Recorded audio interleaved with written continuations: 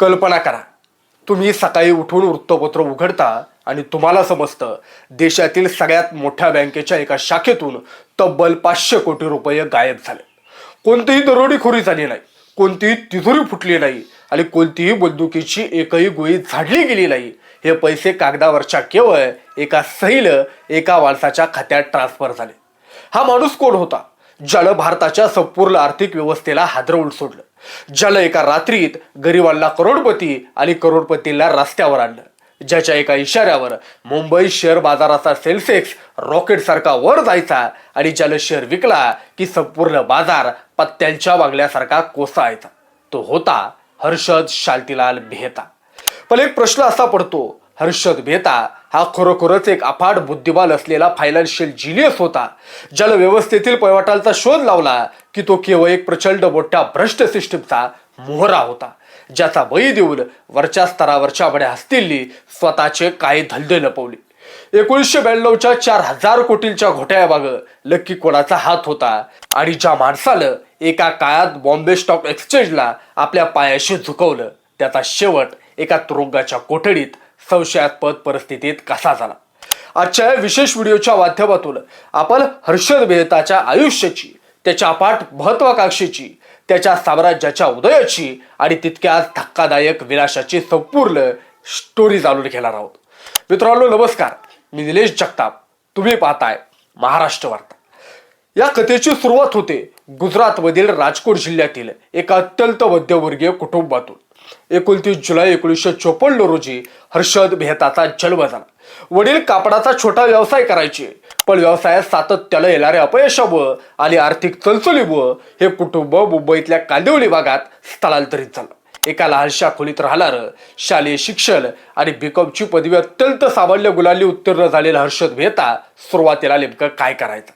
त्यानं सेल्समन म्हणून काम सुरू केलं. होजेरी कपडे विकले, सिमेंट विकलं, हिऱ्यांच्या व्यापाऱ्याकडे काम करलं, अगदी न्यू इंडिया इन्शुरन्स कंपनीमध्ये सेल्स एक्झिक्युटिव्ह म्हणून नोकरी करलं.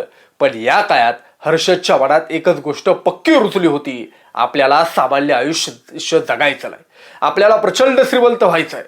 1980च्या दशकाच्या सुरुवातीला न्यू इंडिया इन्शुरन्समध्ये काम करत असताना हर्षदचा संबंध शेअर बाजाराशी आला.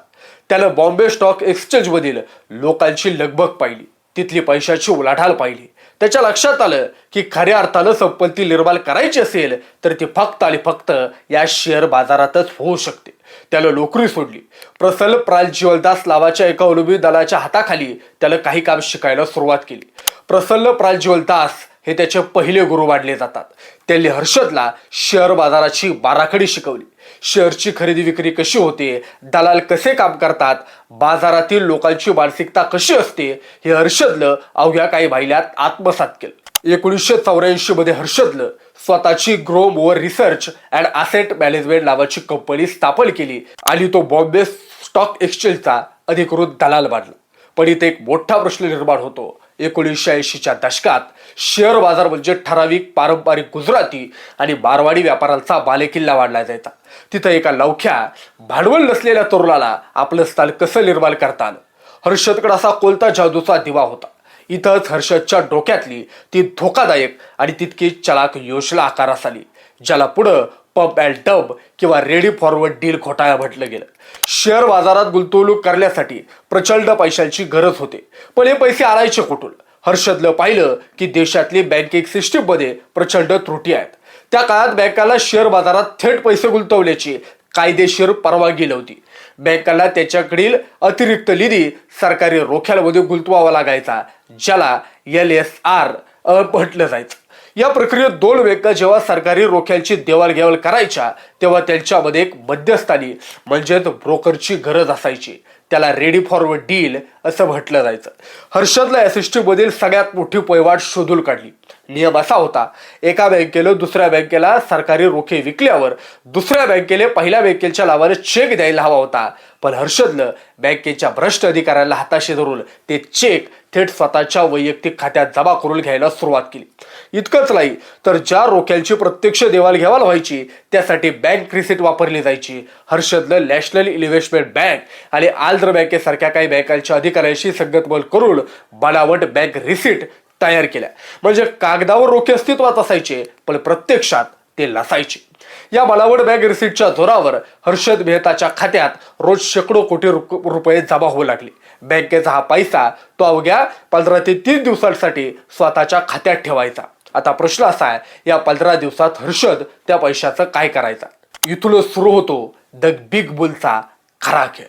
हर्षद मेहता जो हजारो कोटींचा निधी थेट शेअर बाजारात उतरवायचा, तो एखाद्या ठराविक कंपनीचे शेअर मोठ्या प्रमाणावर खरेदी करायचा. जेव्हा बाजारात एखाद्या शेअरची मागणी प्रचंड वाढते किंवा पुरवठा कमी होतो, तेव्हा त्या शेअरची किंमत प्रचंड वेगाने वाढू लागते. याचं सर्वात उत्तम उदाहरण म्हणजे एसीसी. 1990 मध्ये एसीसीच्या एका शेअरची किंमत अवघी 200 रुपये होती. हर्षदला एसीसी मध्ये इतका पैसा होतला की अवघ्या 3 ते 4 महिन्यांनी तो 200 रुपयाचा शेअर थेट 9,000 रुपयांवर पोहोचला. विचार करा, एका शेअरची किंमत 45 पटीला वाढली. सामान्य गुंतवणूकदाराला वाटायचं की हर्षद मेहताच्या कंपनीला हात लावतो ती सोन्याची होते. लोक आंधळेपणानं हर्षदच्या मागे धावू लागले. हर्षदला ज्या कंपनीत पैसे गुंतवले तिथे सामान्य लोकांनी आपल्या आयुष्यभराचे साचवलेले पैसे गुंतवायला सुरुवात केली. जेव्हा शेअरची किंमत सर्वोच्च पातळीवर पोहोचायची, तेव्हा हर्षद हळूच आपले शेअर्स विकून प्रचंड नफा कमवायचा. बँकांचे पैसे व्याजासह परत करायचा आणि उरलेला शेकडो कोटींचा नफा स्वतःच्या खिशात घालायचा. या सगळ्या गोष्टीमुळे शेअर बाजारात एक तेजी आली. बॉम्बे स्टॉक एक्सचेंजचा सेन्सेक्स जो 1000च्या आसपास असायचा, तो बघता बघता 4,500च्या पार गेला. हर्षद मेहता भारतीय शेअर बाजाराचा नवीन सम्राट बनला. त्याला the big boule, the Amitabh Bachchan of the stock market अशा पदव्या मिळाल्या. त्याचं रालीबाल राजासारखं झालं होतं. मुंबईतील वरळी भागात त्यानं 15,000 स्क्वेअर फूटचा अलिशान पेट हाऊस खरेदी केलं, ज्यामध्ये मिनी गोल्फ कोर्स, स्विमिंग पूल होता. त्याच्या गॅरेजमध्ये त्या काळातील भारतातील अत्यंत दुर्मिळ मानली जाणारी लेक्सस कार आणि इतर अनेक महागड्या गाड्या उभ्या असायच्या. मीडिया त्याला डोक्यावर घेऊन नाचत होता. तो जिथं जायचा तिथं फोटोग्राफर्स आणि पत्रकारांची गर्दी व्हायची. हर्षद मेहता उघडपणे सांगायचा, भारत हा एक सोन्याचा पक्षी आहे आणि शेअर बाजार ही अशी विहीर आहे जी संपूर्ण देशाची ताल भागवू शकते. पण मित्रांनो, इथंच एक अत्यंत महत्वाचा मानसशास्त्रीय आणि नैतिक प्रश्न उपस्थित होतो. ज्यावेळेस हर्षद मेहता यशाच्या शिखरावर होता, त्यावेळेस लाखो सामान्य नागरिक त्याच्या लाभावर पैसे लावून नफा कमवत होते. त्यावेळेस कोणी हा प्रश्न विचारला नाही की हा पैसा येतो कुठून? एका दलालाकडे एवढे हजारो कोटी रुपये एकाएकी कसे आले? व्यवस्थेनं, आरबीआयनं, सेबीनं आणि सरकारनं याकडे डोळेझाक का केली? कारण तोपर्यंत सर्वांनाच या वाहत्या गंगेत हात धुवून घ्यायचे होते. बँकांना व्याज मिळत होतं, दलालाला कमिशन मिळत होतं, सामान्य लोकांना नफा मिळत होता आणि सरकारला दाखवायला आर्थिक तेजीचं चित्र मिळत होतं. पण कोणत्याही पैशाच्या फुग्याला कधी ना कधी टाचली लागतेच. हर्षद मेहताचा आपत्त्यांचा बंगला कोसळण्याची वेळ आली होती. 23 April 1992 the times of India या वृत्तपत्रात एक खळबळजनक बातमी प्रसिद्ध झाली. ही बातमी लिहिली होती ज्येष्ठ महिला पत्रकार सुचेता दलाल यांनी. सुचेता दलाल यांनी आपल्या तपासात्मक पत्रकारितेच्या जोरावर एक मोठा खुलासा केला. स्टेट बँक ऑफ इंडियाच्या खात्यातून तब्बल 500 कोटी रुपये गायब असल्याचं त्यानं उघडकीस आणलं. हा 500 कोटींचा आकडा त्या काळात प्रचंड मोठा होता. तपास पुढे गेला आणि हळू या संपूर्ण घोटाळ्याचे धागेदोरे हर्षद मेहतापर्यंत पोहोचले. जेव्हा ही बातमी समोर आली तेव्हा संपूर्ण देशात भूकंप झाला. रिझर्व्ह बँक ऑफ इंडिया आणि भारत सरकार खडबडून जागं झालं. तपासाची चक्र वेगाने फिरू लागली. रिझर्व्ह बँकेने एक समिती स्थापन केली. जसा तपास पुढे गेला तसे उघडकीस आलेले आकडे चक्रावून टाकणारे होते. हा घोटाळा 500 कोटींचा नव्हता तर तब्बल 4,000 कोटी रुपयांपेक्षा जास्त रकमेचा होता. आजच्या मूल्याचा विचार केला तर ही रक्कम हजारो लाख कोटी रुपयांच्या घरात जाते. जेव्हा बँकांनी हर्षद मेहताकडे आपले पैसे परत मागायला सुरुवात केली, तेव्हा हर्षदकडे बँकांना देण्यासाठी रोख रक्कम नव्हती. त्याचे सगळे पैसे शेअर बाजारात गुंतलेले होते. सरकारी यंत्रणांनी हर्षदची खाती सील केली. हर्षदला शेअर विकता येईल असे झाले. परिणामी बाजारात प्रचंड भीतीचं वातावरण निर्माण झालं. ज्या सामान्य गुंतवणूकदारांनी हर्षदवर विश्वास ठेवून आपले कष्टाचे पैसे गुंतवले होते ते घाबरले आणि त्यांनी आपले शेअर विकायला सुरुवात केली. त्यानंतर जे घडलं ते भारतीय आर्थिक इतिहासातील सगळ्यात भीषण तांडव होतं. शेअर बाजार पत्त्यांच्या बागल्यासारखा कोसळला. सेन्सेक्स काही दिवसात हजारो पॉइंट्सला खाली आला. लाखो मध्यमवर्गीय आणि लहान गुंतवणूकदारांचे कोट्यावधी रुपये एका रात्रीत स्वाहा झाले. अनेक लोक रस्त्यावर आले. कित्येक कुटुंबांचं आयुष्य या सगळ्यामुळे उद्ध्वस्त झालं. जून 1992 मध्ये सीबीआयनं हर्षद मेहता आणि त्याच्या भावाला अटक केली. त्यांच्यावर फसवणूक, बनावट कागदपत्र तयार करलं, गुन्हेगारी कट रचलं असे तब्बल 72 गुन्हे दाखल करण्यात आले. पण कथेचा थरार इथंच संपत नाही. 1993 मध्ये हर्षद मेहताला असा दावा केला ज्यानं संपूर्ण दिल्लीच्या राजकीय वर्तुळात खळबळ उडवून दिली. हर्षद मेहताला एका पत्रकार परिषदेत जाहीरपणे असा दावा केला त्यानं स्वतःच्या सुटकेसाठी आणि राजकीय संरक्षण मिळवण्यासाठी तत्कालीन पंतप्रधान PV नरसिंह राव यांना लाच दिल्याचा प्रयत्न केला होता. त्याला एका सुटकेसमध्ये 50 लाख रुपये भरून थेट पंतप्रधानांच्या निवासस्थानी पोहोचवल्याचा दावा केला. याबद्दल नंतर कोणताही पुरावा उघडकीस आला नाही.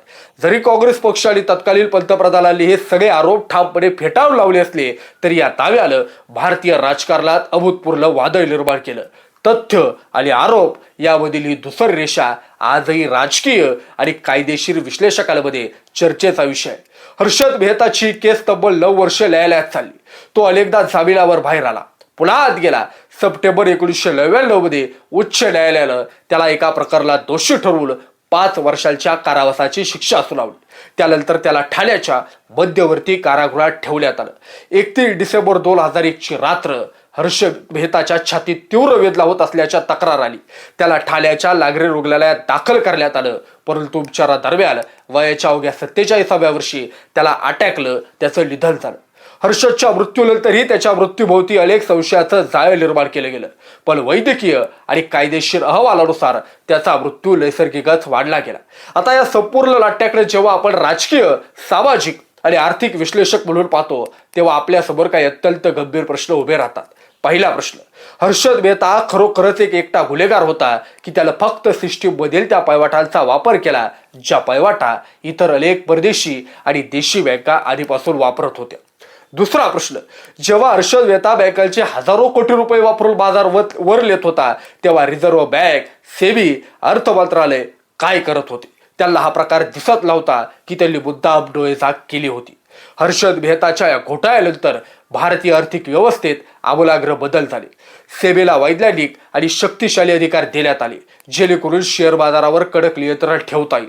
बँकिंग व्यवस्थेत इलेक्ट्रॉनिक फंड ट्रान्सफर आणि कागदी बियाऐवजी डीमॅट प्रणाली लागू करण्यात आली. रेडी फॉरवर्ड डील्स आणि सरकारी रोख्यांच्या व्यवहारांचे नियम अत्यंत कडक करण्यात आले.